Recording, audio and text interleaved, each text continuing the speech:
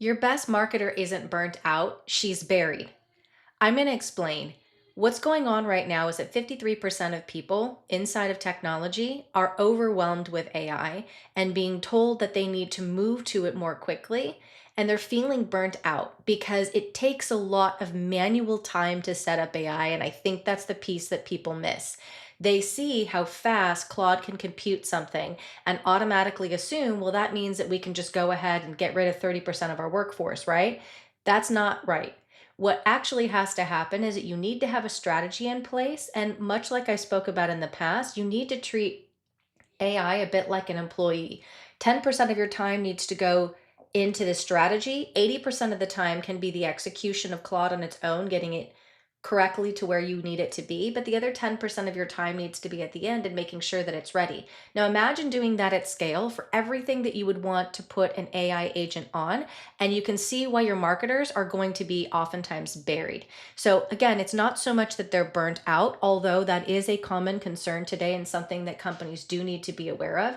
It's that people don't necessarily understand the work that is required to get AI to where it needs to be. You can't just turn it on, flip a switch, and expect the best. You actually have to make sure that the person has an entire growth system set up correctly with playbooks first before they can actually go in and automate it. You have to have a system before you can operationalize it. So let me give you a real example from this week. I'm working with a portfolio company that's scaling multiple brands. Today they have about 12, tomorrow they want to have about 16. And the plan is to keep expanding from there. Every year, add more brands. It's meaningful marketing spend across an entire portfolio. And here are the challenges. They have external vendors. They're having marketing hires come in and out. They're dealing with intake requests. They're getting sales requests. There are website projects. There's a lot going on.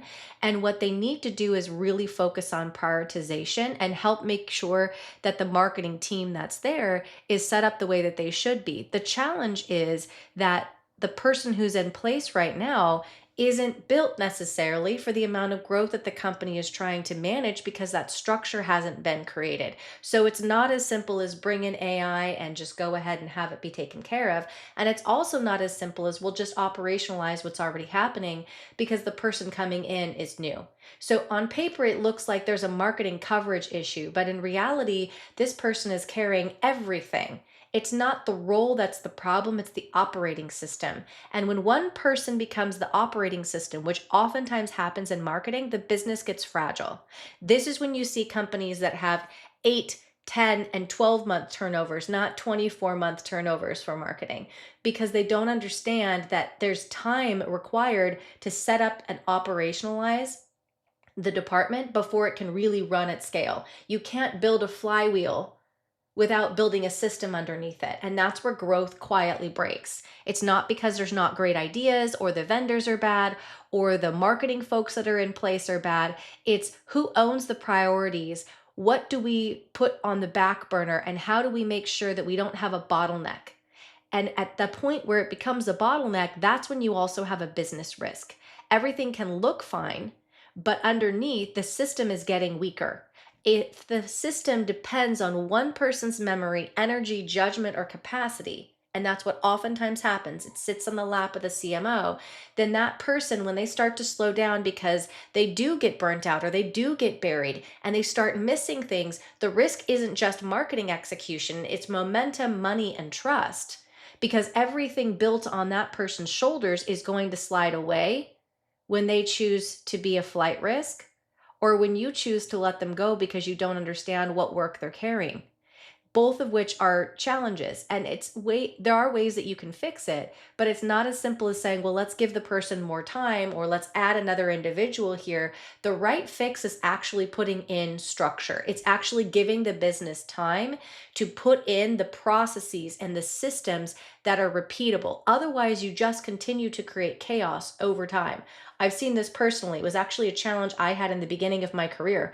I'd hire great people make sure that I stepped out of their way, gave them time and space to do their work. But if I had not created enough structure or process, I would find eventually that that team would get burnt out. And it would look like either I would end up unhappy because there was friction from my receiving end, or they would end up unhappy because there was friction what they were receiving from me.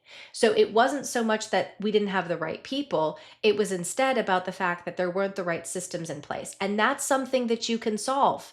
In fact, it's something AI is great at solving. So, how do you solve it? Glad you asked. Here's what you do: operationalize everything that goes into marketing. And you can start very simple. You can start by asking AI to build out a customer journey for you that truly maps out all of the touch points that happen from soup to nuts when somebody is engaging with you. Now you have a clear roadmap for where you need to go and build processes. And then you look at the ones that are hurting you the most. Typically, they're at the end of the funnel, closest to closing on pipeline and or on the customer experience side where they've already been a customer and you want to keep them happy. Go ahead and start there where the money is the greatest risk, and then go ahead and create another conversation with AI and say, hey, here's the system that I think we should be using. Here are all the playbooks that I've used in the past. Now go ahead and build me a playbook for this specific process. Great. Now get that in front of your team. Make sure that they're trained and ready to go on it. And once they're actually trained and ready to go, then you use AI to operationalize it. Can you see why this process takes so much time? Imagine doing that across your entire customer journey. That's exactly what needs to happen. And every time the structure of the process changes, you need to be able to go back in and adjust it. But this is why marketers are buried at the moment, because they're not being given the time or the resources to go and make those changes. Instead, they're being told to build the airplane while flying it. And so things don't get prioritized the way that they should. And it looks like things aren't happening when in reality, your marketing team is just buried and you can give them that time. So before you assume that marketing's not keeping up, ask about if there is a system that was ever designed to support that person, because your best marketer might not be burned out. She or he might just be buried. And buried talent doesn't need more pressure, it needs better structure. And that's where you can come in as the CEO or the CMO to give the air cover to allow that person to create the structure. And if you need help on building the structure, that's another conversation we can have. That's growth, actually. And I hope that you have a wonderful day.